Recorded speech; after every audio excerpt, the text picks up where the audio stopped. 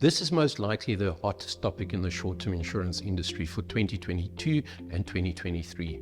Searching keywords such as power surge and insurance brings up a plethora of articles written on the topic. I can honestly tell you that power surge claims was a peril hardly heard of walking the claims floor less than 10 years ago.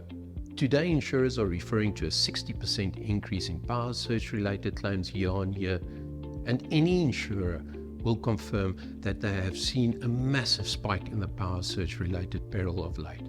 This has a devastating impact to the claims frequency on your non-motor related risk, which is bound to increase not only the premiums, but now require insurers to balancing the risk by implementing alternatives to premium hikes, such as inclusion of additional conditions, limitations, and excesses.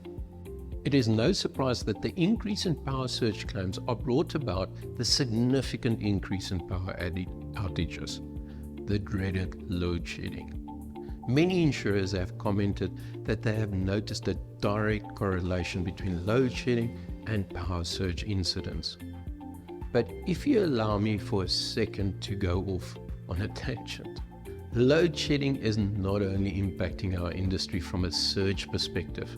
Vehicle accident claims have been reported to be on the increase when robots are out. Thieves prowl our dark suburbs and take full advantage of the window of opportunity presented by load shedding, causing for an increase in burglaries. Geyser claims have noticed a stark increase, not to mention fire losses emanating from surges. Now, many of you might argue, why must we pay the price for the instability of power in our country? This is the way of the world, ladies and gentlemen, and frankly, one of my biggest bugbears. If the people we put into power do not do their jobs, failure in governance will eventually be billed to the end consumer. But we can either sit and complain about it or adjust and find solutions to ensure a sustainable industry. I will now be stepping off my soapbox. The insurance industry has two major levers to pull.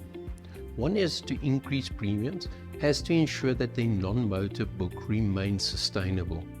Now, if they only leveraged off this strategy, would it mean they potentially outprice themselves in the market and become less competitive, which will lead to a slow decline in client base, which will eventually create a snowball effect? So although premiums is the easiest lever to pull, could it potentially also be the deadliest? Two is to exclude power surge in totality from their covered peril.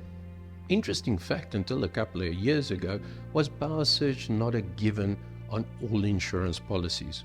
But over the years, as the need increased to such an extent that power surge cover was no longer a product differentiator, but a minimum requirement for most clients. So pulling the peril in totality will also not solve the problem, because power surge cover is most definitely a need. Watch our part 2, where we unpack how insurance companies are countering power surge claims along with the industry's response to total grid failure.